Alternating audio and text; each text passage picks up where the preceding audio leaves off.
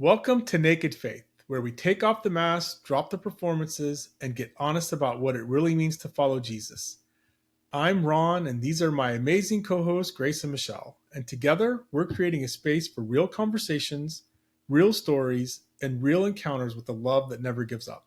No agendas, no religious hype, just real people sharing how God met them in the messy middle and pointing to one truth: Jesus still transformed lives. So whether you're walking strong or hanging on by a thread, you're welcome here. This is Naked Faith. Let's get into it. Mm-hmm. Okay, so we left last week, or the last episode, where we were going to encroach on a topic of Mary Magdalene and I think kind of dive into some of the Gnostic Gospels, right? Is that where we at? Yep. Okay, so... And although I really harped that we should get this book and we should all start reading it so we'd have a basis of knowledge to talk from, I feel like for me personally, I kind of really got blown away by the Gnostic Gospels as a whole. And like, what is Gnosticism and why was it controversial?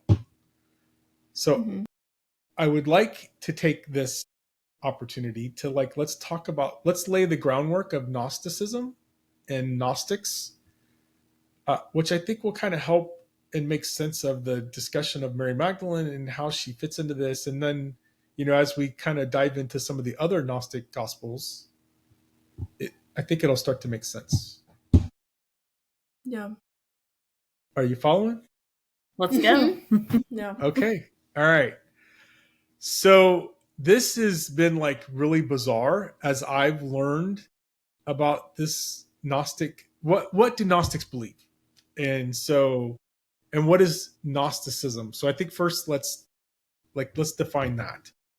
And so what I found is that the word Gnosticism comes from the word gnosis, and gnosis is a Greek word that means hidden spiritual knowledge, or it's really the word for knowledge or wisdom. That's what gnosis means. Even more specifically, the knowledge that comes from direct experience. So that kind of yeah. Mm-hmm. The knowledge that comes from direct experience. Mm-hmm. Okay, that makes sense. And from gnosis, there were a group of people that started at the time that Jesus, right after his resurrection, and they began this movement called Gnosticism, or they became known as Gnostics. But it's really hard to describe what Gnostics are, who Gnosticism is, because as you just said, Grace, it's this, say that again, it's the wisdom of what? It at the basis Greek term is self-knowledge, but more specifically it's the knowledge that comes from direct experience. Okay, so the knowledge that comes from direct experience.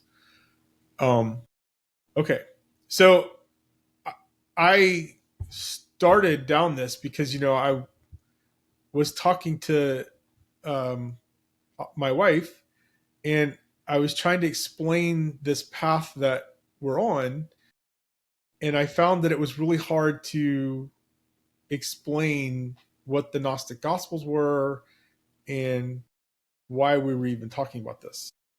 And so I was like, okay, well, let me go figure out, how do I talk about this in a way that people may get it. All right.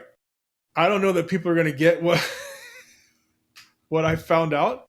Yeah. But it's bizarre. It's bizarre. And I, in our pre-show that we were discussing setting this up, I said, it's so bizarre that it's almost believable. And, man, it's like, I don't even know where, like, I'm still kind of like trying to wrap my mind around all of this.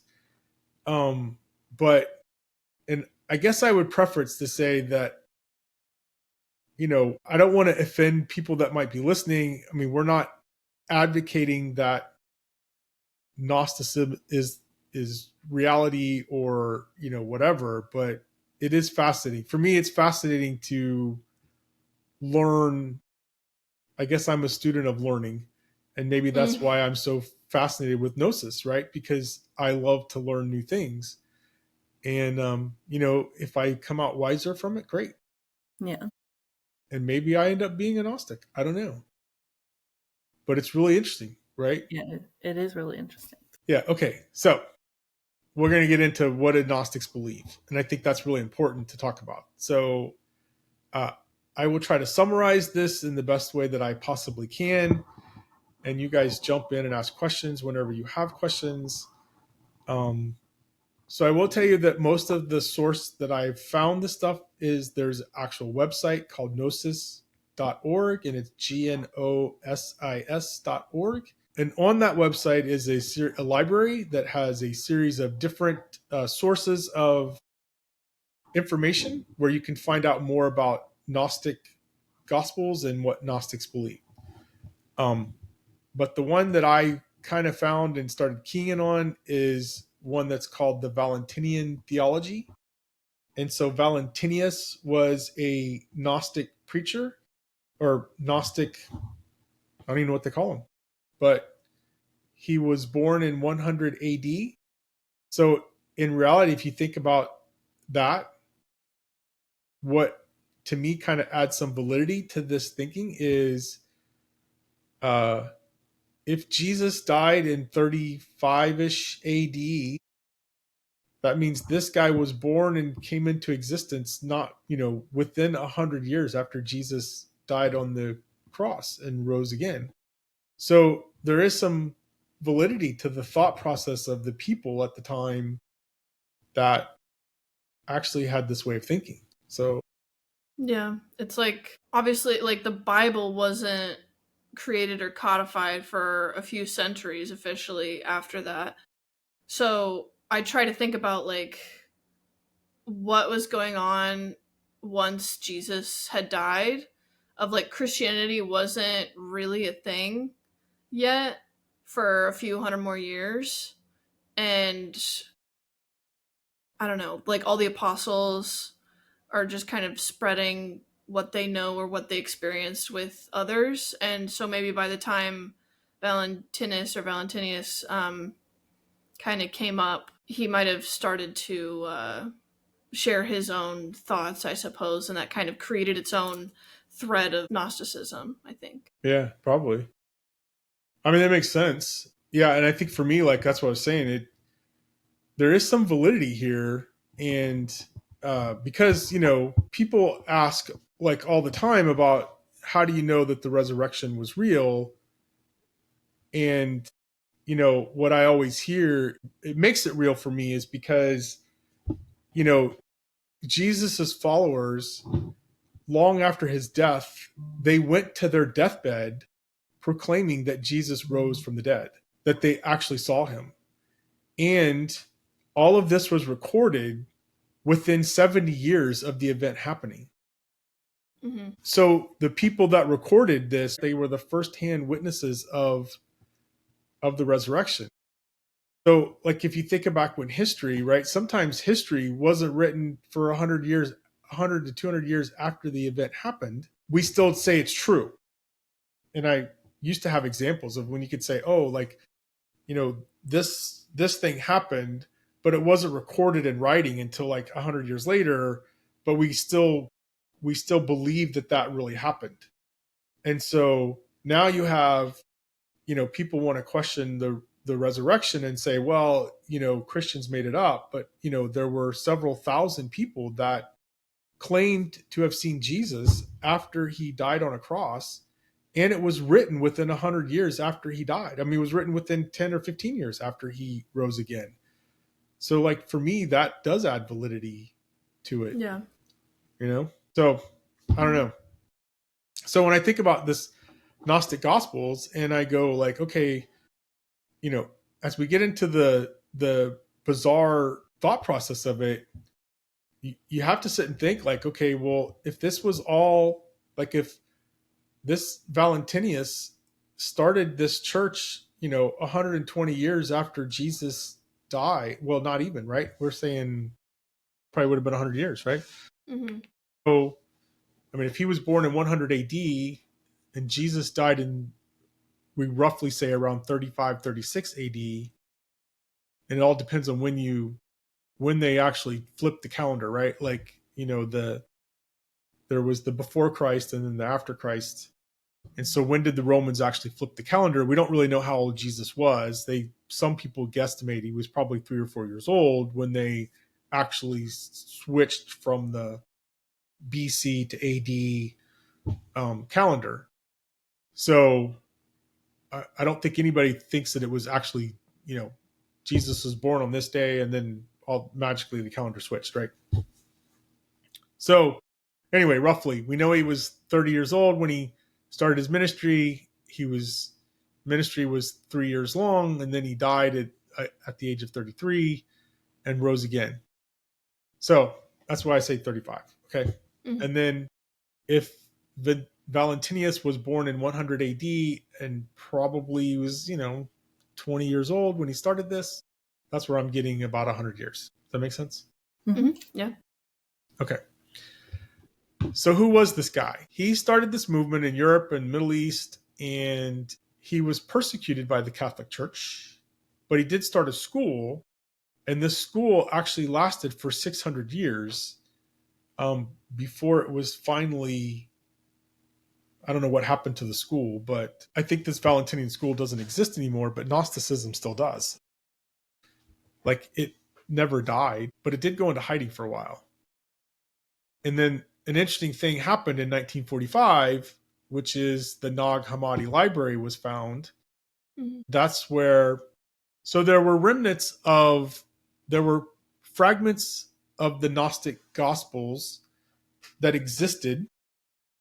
And I think we might have talked about this, and remind me if we have, but, at some point in the history of the church, there was an archbishop that ordered anything that wasn't canonical to be destroyed. And so then you start to wonder why, right? That's the first question. Why would they want all of this stuff destroyed?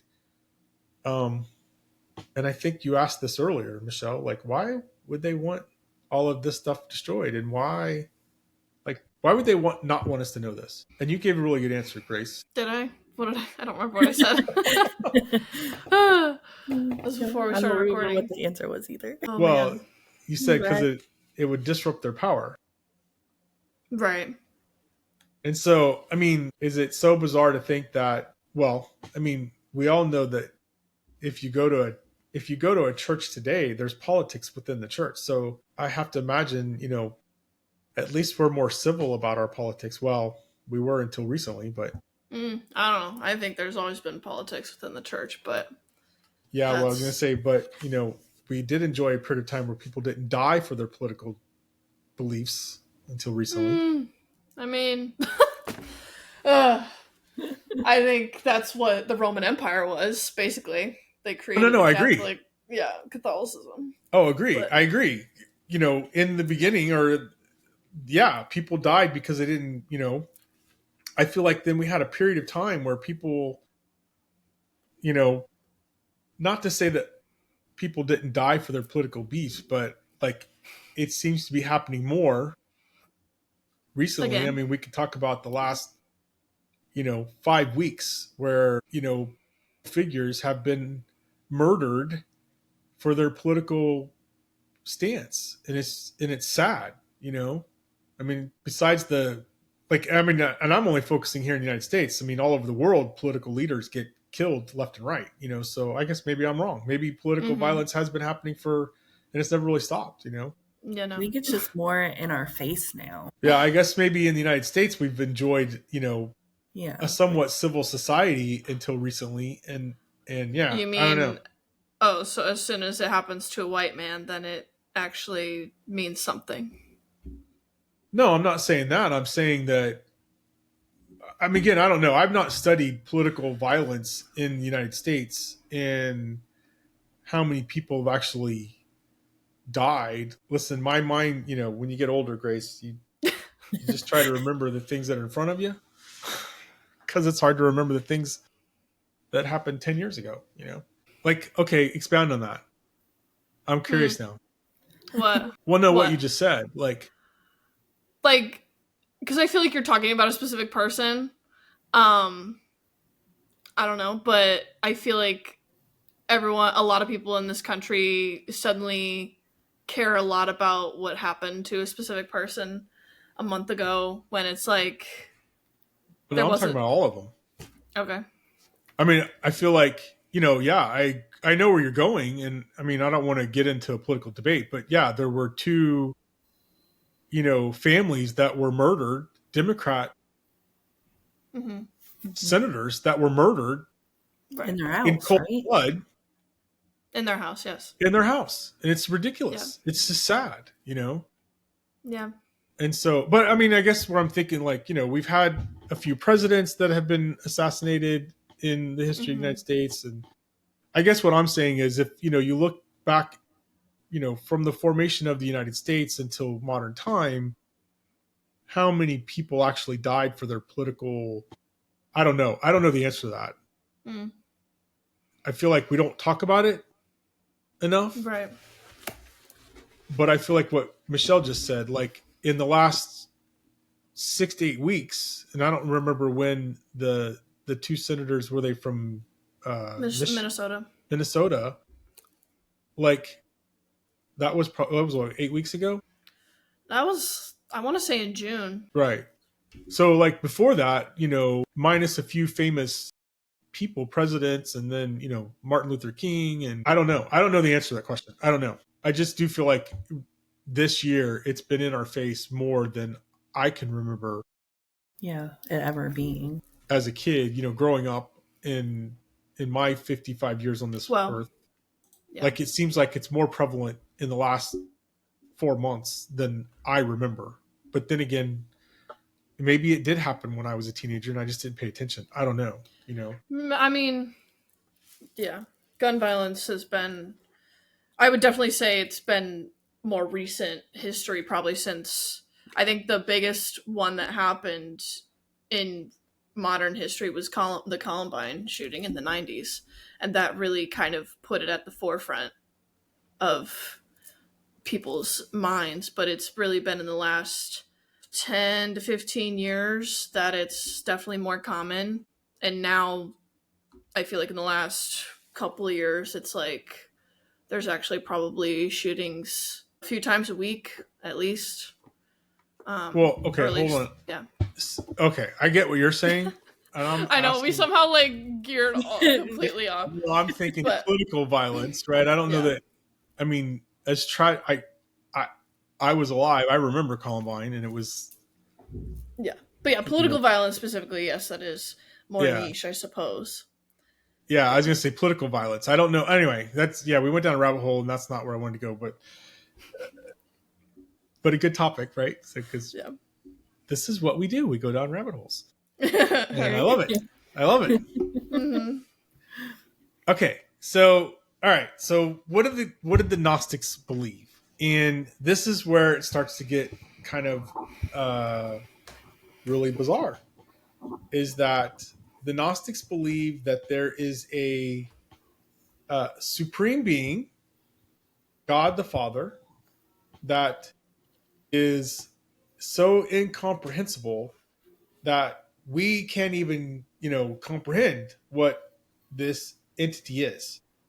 But this entity is the sustainer of everything. Everything that exists is sustained by this entity or is manifested from this entity, which doesn't really diverge yet from what the Bible says. But we'll get there because it'll get a little weird. So, this being then emanated the Son, which we call Christ, from himself, which is a comprehensible being. So we can look at the Son and see, we can comprehend, right? So Jesus came down into is a human in human form, and we can comprehend that, right?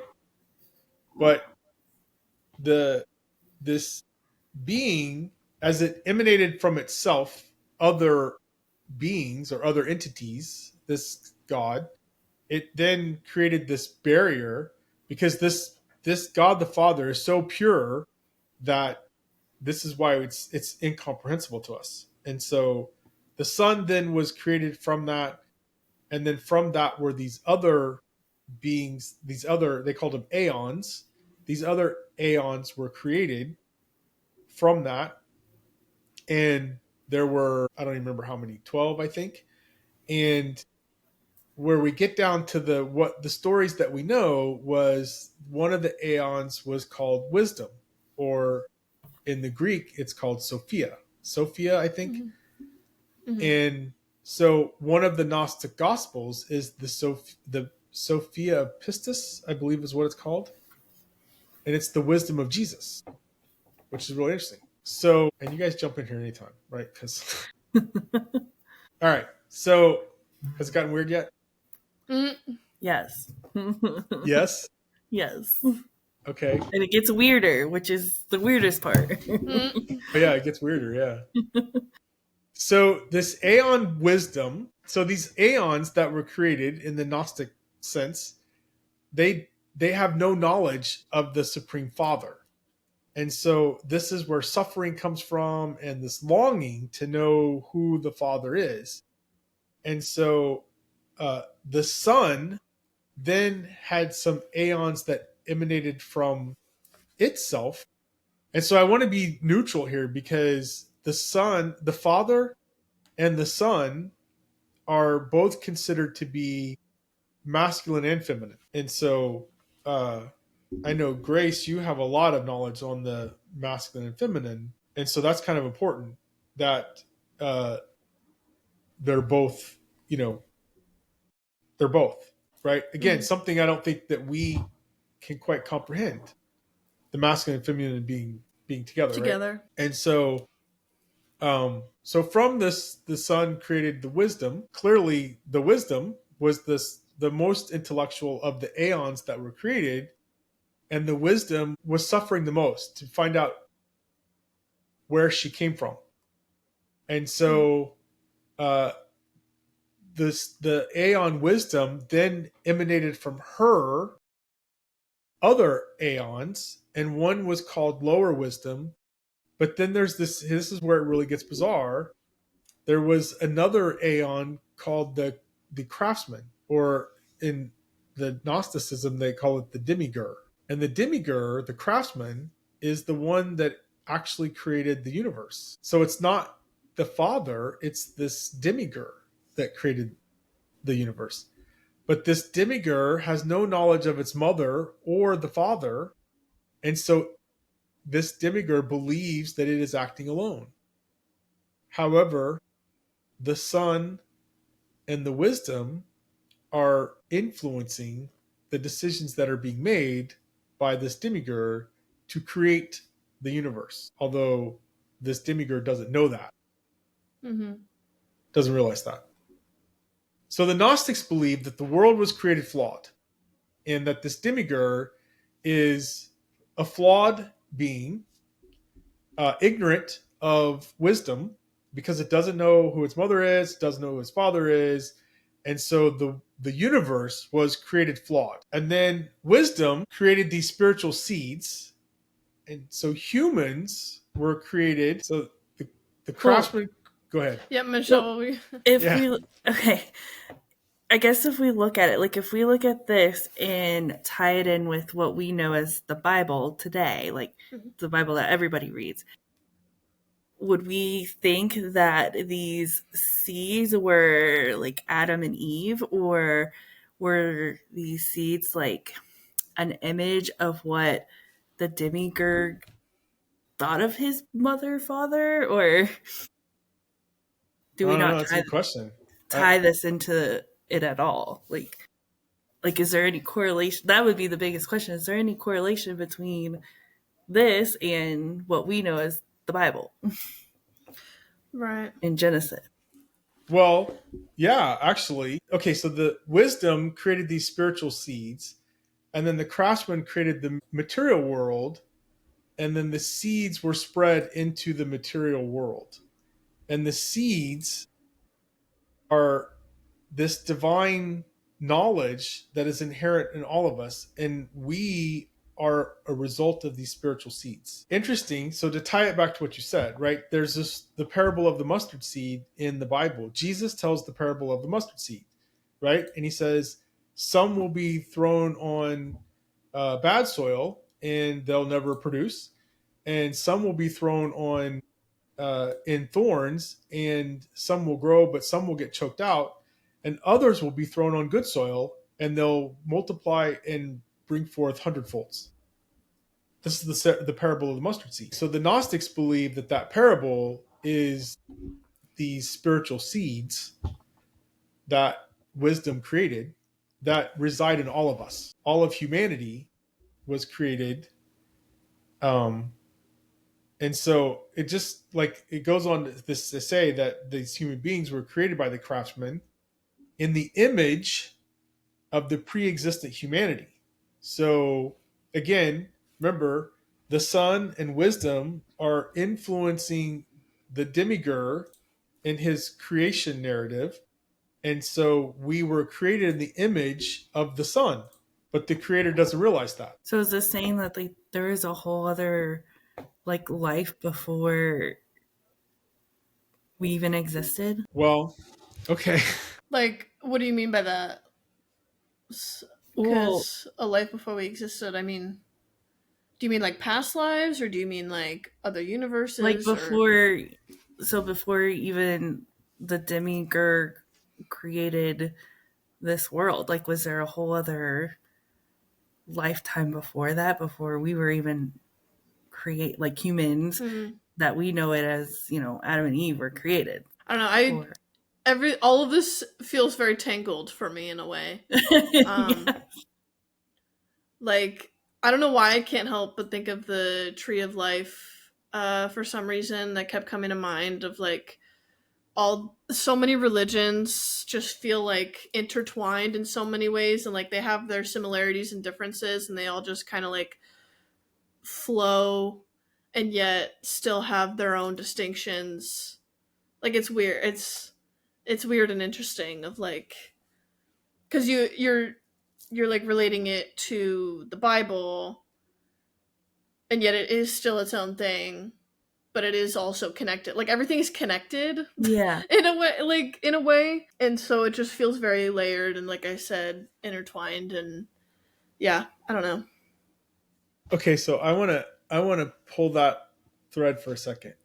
When you said it's intertwined with other religions, so like what do you mean by that? I mean, if we just start with Gnosticism in general, like those within itself are threads specifically within Christianity, but then like all religions as well. Right. What do you mean by all religions? Like Christianity, Judaism, Buddhism, Hinduism, Islam, like they're all the strings of a guitar. Like it's all they all have their own differences and similarities, but they all connect to something bigger, you know, bigger than ourselves, bigger than what we know or comprehend, but they all have a belief in something.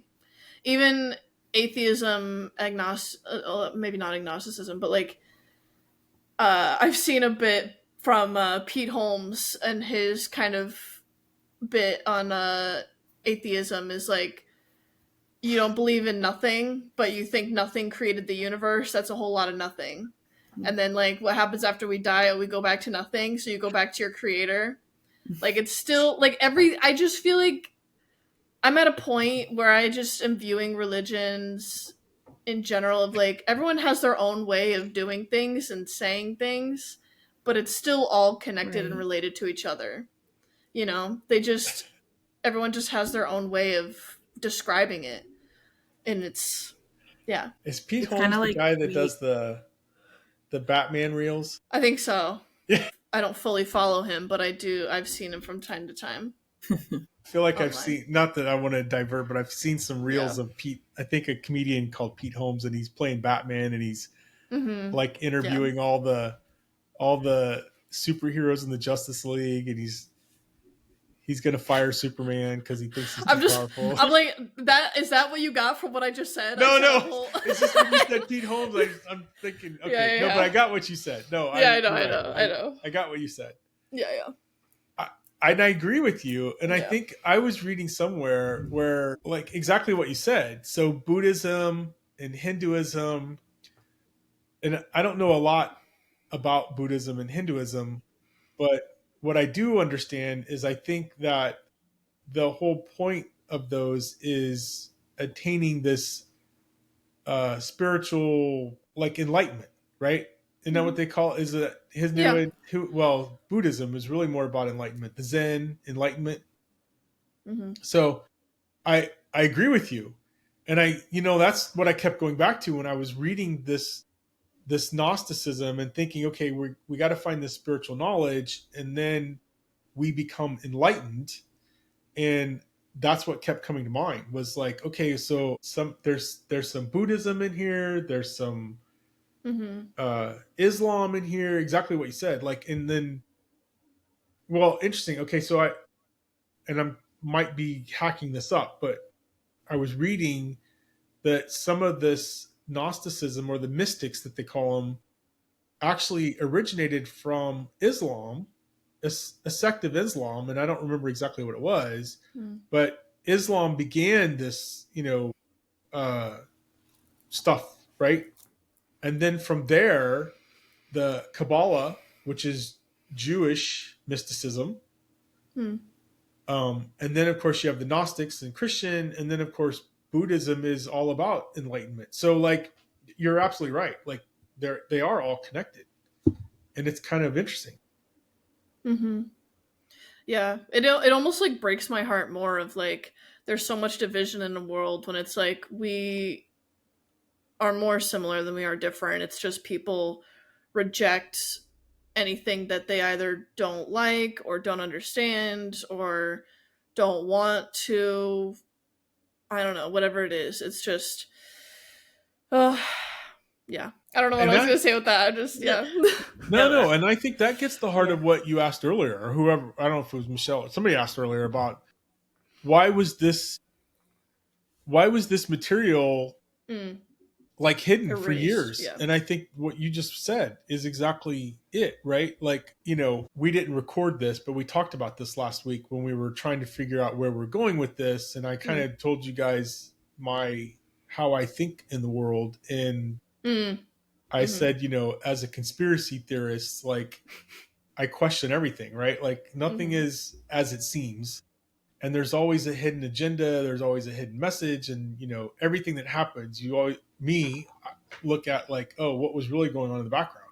And mm-hmm. so I think about this, right? Like, okay, what was going on in the background? Why was this hidden from us and buried? Why did these monks feel like they had to bury this knowledge in a desert to protect itself from a church that was dominating the world at the time?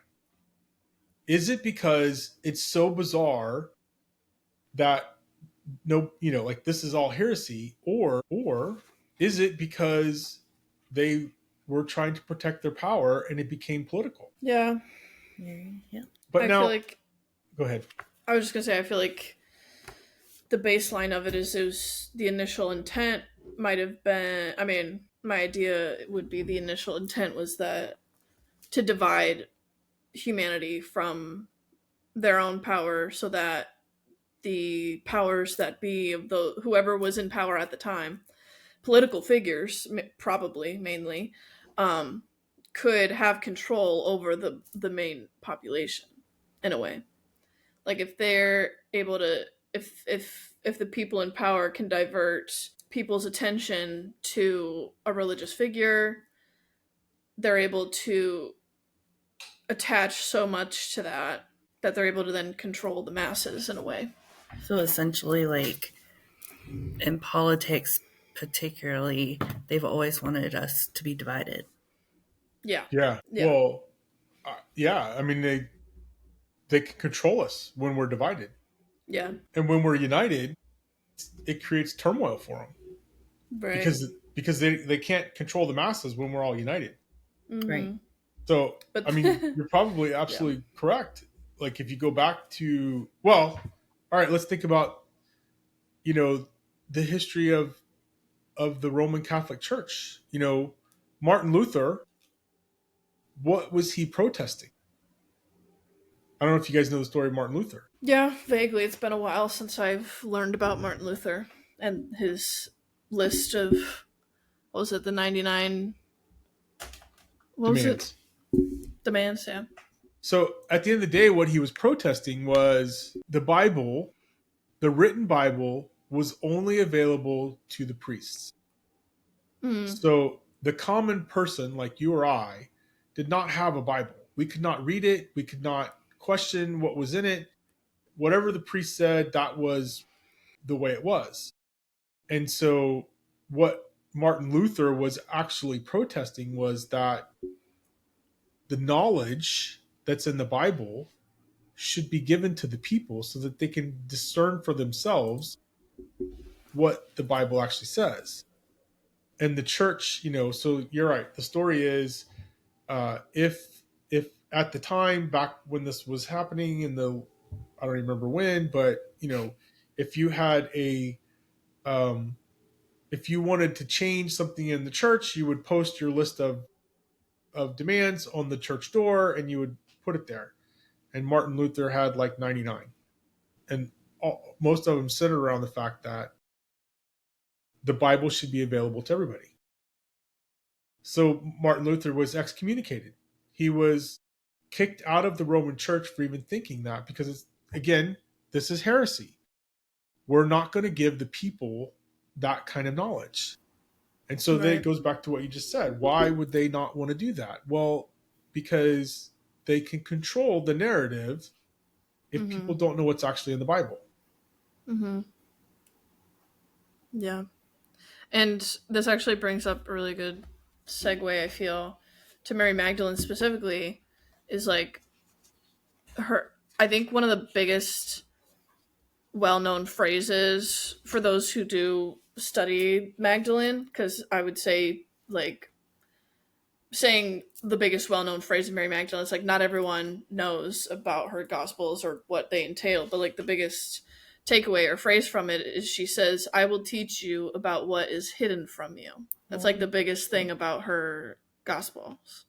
She literally says that in her gospels. So I feel like that could mean a lot of different things. I feel like honestly a big part of it is how the subconscious plays into it, and also what we call the collective unconscious.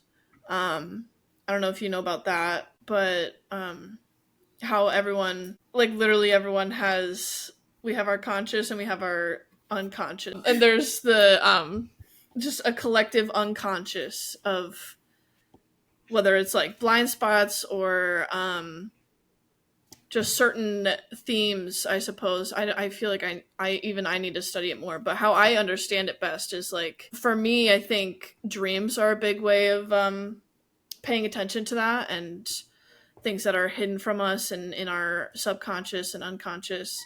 It's like we all have certain themes that come up in our dreams that we all experience. Mm-hmm. Maybe we don't all have the exact same kind of dreams, but like, there's flying, there's falling, there's like your teeth fall out, there's certain nightmares that a lot of people experience. Like, it's all connected in that sense. And another part of her gospel is she talks about how everything is connected as well. But there's a lot of layers to just the phrase, I will teach you about what is hidden from you. And just who I am as a person. I'm more focused on the dream aspect of it, but I know Magdalene herself was talking about probably what Jesus only taught her, only told her, and then it was her responsibility to then relay that to the other apostles and people. So would that be like similar to, how like Freud had the iceberg type thing? Maybe. I honestly don't know much about that. Yeah. But probably, honestly. Explain that. Yeah. So, I mean, it's been a long time since I've been in school, but Freud had a concept of like our conscious and like unconscious, maybe. It's like an iceberg. So like our conscious, like things that we know and that, that are in our brain that we see every day, whatnot is what we see. But then we have a whole, I guess, layer underneath of like unconscious things. And that's where like a lot of things from like, anxiety and Mm, other psychological issues that you might not know, like trauma and mm, whatnot, that you might not think about every day or not come into your brain on a regular mm. basis. I think that's how it goes. Yeah, Can yeah. definitely fact. No. I mean, yeah, I just like looked up kind of like diagrams of it. And it makes sense. It seems like it has a lot to do with ego as well.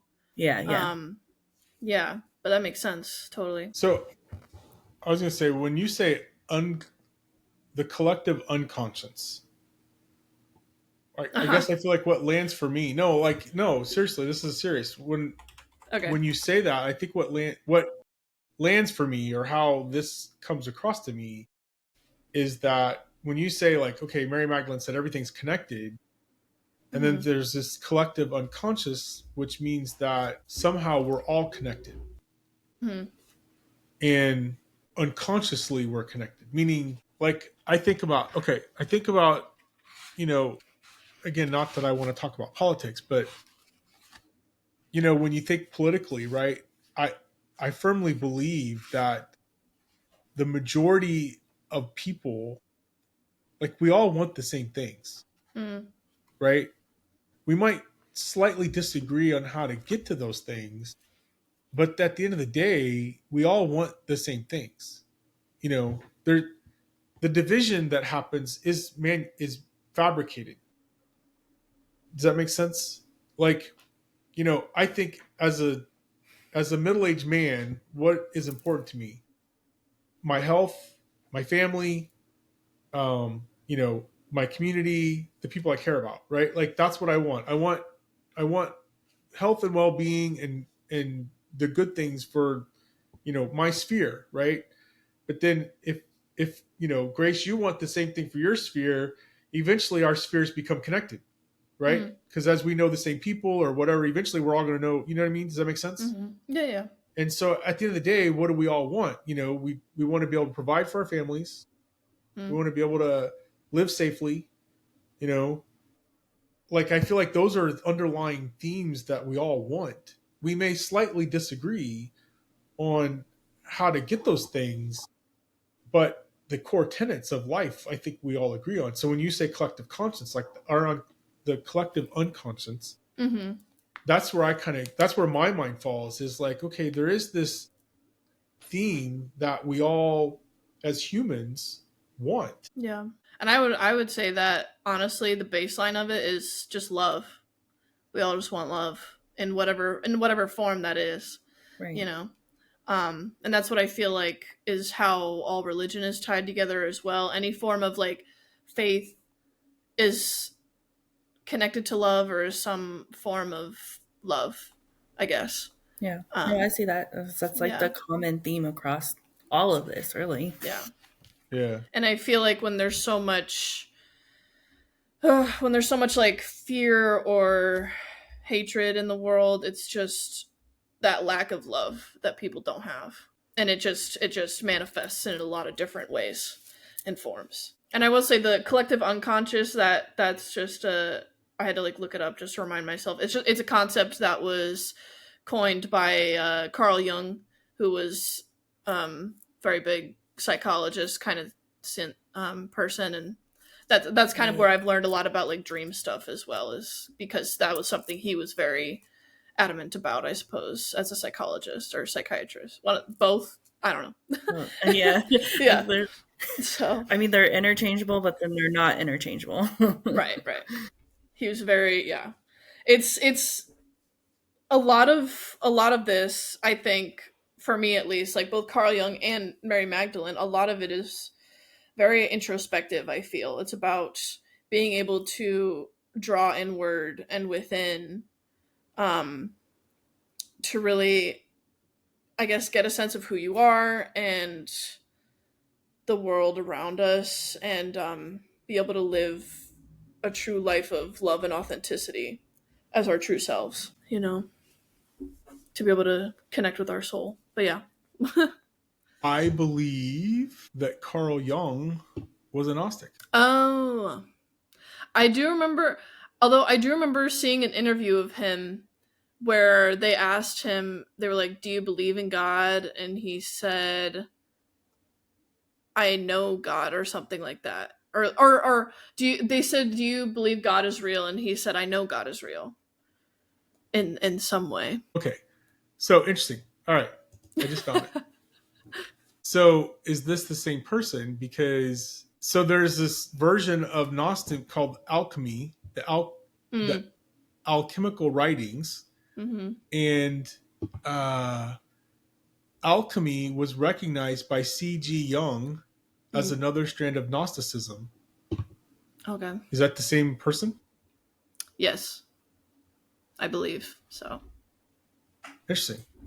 So if C.G. Jung is Carl Jung that you're talking about, Mm-hmm. Yeah, then it is. that would explain. Oh my gosh, interesting. What? Sorry. Have you ever? I know. Okay. It's isn't it just so interesting how it just becomes layers upon layers upon layers, and then it's Yeah. like all like intertwined. Yeah. All right. Well, hold on a minute. I gotta. Ron's like, I need a break. My brain is fried. Oh no. Okay. Well, it If you does ever, say on Google that Carl Jung interpreted Gnosticism as an ancient precursor to his analytical psychology. Mm, oh, there you go. okay. All right. Well, hold on a minute. I was just gonna say, like, what totally. Do you guys ever? Are you familiar with the TV show Lost? Haven't seen it, but I know of it. Yeah, I know of it.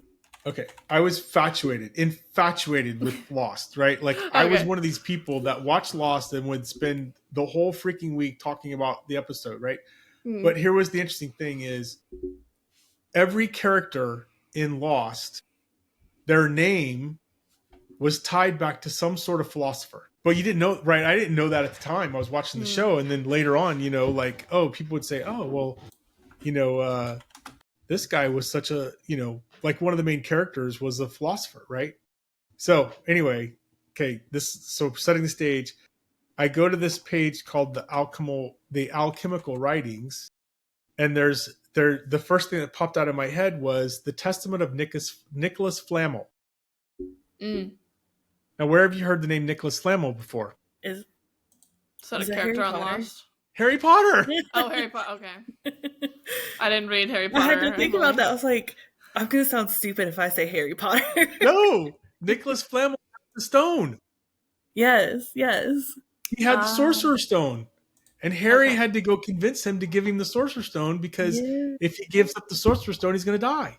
Right. Well, I think the Sorcerer's Stone does originate from. I mean, there's the book The Alchemist by Paul Coelho. It's a fictional book, but is the Sorcerer's Stone the Philosopher's Stone? I don't know. My brain. There's so many parts to my brain. I don't know. Oh man. We've gone through so many rabbit holes this episode. Who Well, knows yeah, where we're at? I didn't mean to go down that road. It was just that name popped out at me. I was like, Nicholas Flamel, that's from Harry Potter. Harry Potter, yeah. Which then Uh-huh. just goes back to like, okay, the genius of her writing style was why did so many people get into it? Because genius of her writing style. Anyway, Mm. all right, let me finish this and then we can put a bow on this because we went down and there's so much more. There's so Right. much more to this. But here was some other interesting things that came out of this, me reading about this was, and this is going to tie it to Mary Magdalene. So I watched a couple of YouTube videos on this, but essentially there was a splitting. So when humans were created, so Michelle, you asked, well, like, oh, was there a life before Mm. the universe? According to the Gnostics, there was this pre-existent humanity, and we were a part of that pre-existent humanity. And so, but because we were separated from our spiritual Souls. side. And so the Gnostics believe that the story of Adam and Eve is an allegory to the splitting of our side, the splitting of the male female, right? Mm. And so the female is an angel and the male is the form that we took here on earth.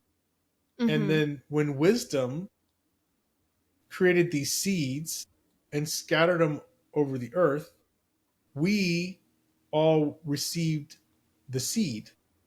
And so this salvation is the enlightenment of that spiritual knowledge, and then the eventual reunification of our feminine side, which is the angel. And That's that's like what's bizarre. right. That's what's interesting, because I feel like society as a whole has been very disconnected from the feminine, and that is what ties into Mary Magdalene.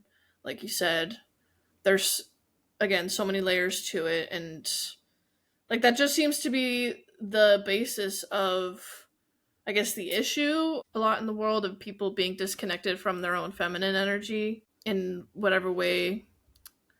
But yeah, that more sensitive side, creative side, it's the ideas, the flow, the spiritual side. Because you said, yeah, the feminine is the angel and the masculine is the material here on earth. And I think I had mentioned in one of the earlier episodes of like the divine feminine energy is the kind of spiritual protector, divine masculine is the physical. So Yeah, yeah. it's again like another way to describe that, you know. And I think it covers an even bigger picture. When we started this whole like women in the Bible, are women really, like, do they take a bigger part in the story than what is given to us? Mm-hmm. Absolutely, yeah. Right. But I guess what I gathered from that is like even women are still an embodiment of the masculine energy. And so, like, okay, so here's a couple of things that came like when I was reading this. Like, okay, people talk about guardian angels. And I remember reading this story, or maybe it was a podcast I was listening to. It was a podcast about a person who supposedly had died and came back. And they describe what they saw in heaven when they died and came back. And they met their guardian angel. And he stated that we all have a guardian angel. And so now, okay, if in this mindset, if the feminine is our spiritual half that is not here in the material world, then could you deduce that the feminine is our guardian angel? Like they have awareness of who we are, but we don't have awareness of who they are. I get that. But I don't want that to discount or discredit the fact that we still have both energies within ourselves here on Earth. Like, just because we are in the physical world, that doesn't mean we're all just full of masculine energy. Like, we still have a balance of both. You know what I mean? Right. And I guess I'm not saying that. I'm just saying that. Right. Yeah. Yeah. Yeah. I'm just saying, like, if you believe this, right? Like, we were literally split, and our other half is in the spiritual world, and we were given this seed, and this seed is a divine spark which we are to reignite through the gnosis that we learn, and it's an individual experience. And when we achieve gnosis, we then become reunited with our spiritual half, and we can enter the bride chamber. Like that's our bridegroom, and we're the bride. Again, where have you heard that from? Harry Jesus Potter? said this. Did you say Harry Potter? Jesus is the bridegroom, and we're the bride. Huh? What'd you say? Yeah. I made a joke and I said Harry Potter. Oh, no. No, that was funny. Nicholas Flamel. Yeah. You're going to go look that up now, aren't you? Yeah. So, okay. And then the last thing I read, which was really kind of bizarre, was that the Son put a part of himself in the material world, and that Sophia, that seed, was Mary Magdalene. And so in this thought process, when they say the Sophia was so excited to see the Son, the Gnostics say that was Mary Magdalene. Mary Magdalene was that Sophia that was going to be reunited with her spiritual bridegroom to enter the bride chamber. Right. Yeah. So I told you I was going to tie it back to the right. Yeah, no, I get that. I do. I just want to know, like, where does this all land for you guys? I mean, I just think about divine feminine energy and power, and how Mary Magdalene's kind of the embodiment of that. Um, Basically. I'm still trying to wrap my, and I don't know like if this is the right way to look at it. I'm still trying to wrap my mind on like how it correlates with like the Bible, like what we see as the Bible. So I guess I'm just, Well, I guess what do you mean when you say what we see as the Bible? Because I feel like so many people interpret it in different yeah, ways. oh, absolutely. But yeah, because I mean, it has been translated so many different languages and so many different times. And so, like, what is the truth? Mm. Huh. What That's is the the question, isn't it? truth? Yeah, what is the What is the truth? Right. truth? Right. Like, who, or it could go back to that, the guitar strings or what was it, the disco ball. Like, we just all have Mm-hmm. a little piece of the puzzle. My brain's like going 100 miles a minute, so I don't even know. Yeah. Yeah, this has been Yeah. mind-boggling for me. Like, I'm going to definitely do more research on this and try to like wrap my head around it. Mm-hmm. Anyway, all right. So we just scratched the surface of the the Gnostic belief Yeah, system. we did. Yeah, and it's bizarre, and it's again, like I said at the beginning, it's bizarre enough that it's almost believable, right? Yeah. And again, I've been struggling. Like, where do I fall in this, right? Like, because part of me is like, oh, this is the kind of stuff that I've felt for a while. Mm-hmm. Mm-hmm. But I guess, part of me is like looking good, which I Right. don't want to look good.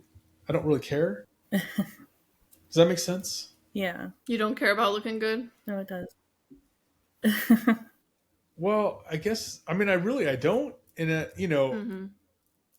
part of me is like, okay, if I were to start going around and preaching the Gnostic way of life, you know, I can name about 10 people in my life that will no longer be associated with me.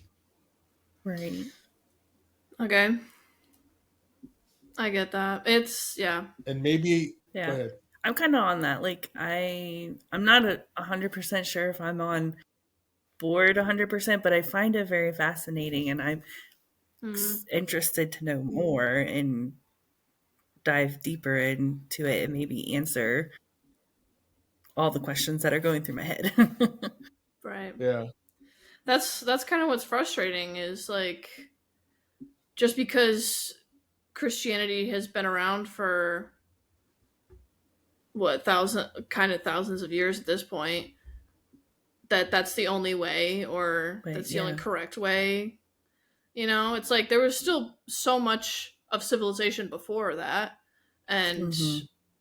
there's still so many things that so many different people believe. It just saddens me that people immediately write someone off for certain beliefs.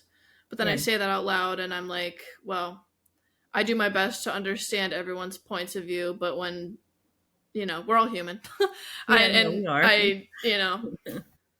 Yeah, and humans are No, flawed. We all I have get our it. I get flaws it. and our shadows. Exactly. Yeah. Yeah. But But this is what that's we're that's why I like supposed to having the do. right. That's why I like having these conversations, because we're kind of in a way having those difficult conversations of like, how can we coexist, Right. Right. Yeah. and learn from each other. And I always think about like what's really cool about the three of us. Mm. And people have said this, right? Like, the different, well, the age Mm. difference is one thing, right? Mm-hmm. The different experiences in life, I mean, I'm in my mid 50s, so I've seen a lot more of life than you guys have.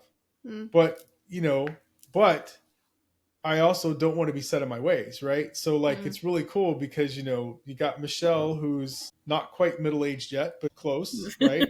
And Right. then Grace, we have the three generations here, right? We've got Mm. Gen X, a millennial, and a Gen Z. Mm-hmm. And it's That's really true. cool. Yeah, Yeah. it is cool. Yeah. So Honestly, yeah.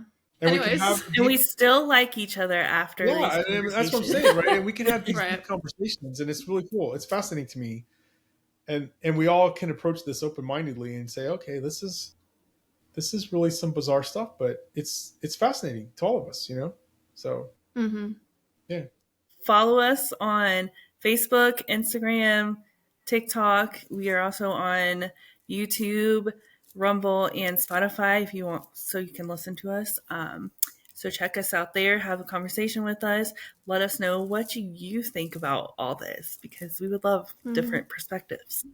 absolutely. yeah. And if you All want to right. be a guest and share your own kind of life story of either religion or faith, we would love to hear from you as well and have you on. So, yeah. All right. Yeah. All right. See you next week. See you next Yeah, week. we'll see you next time. All right. Bye. Bye. Bye.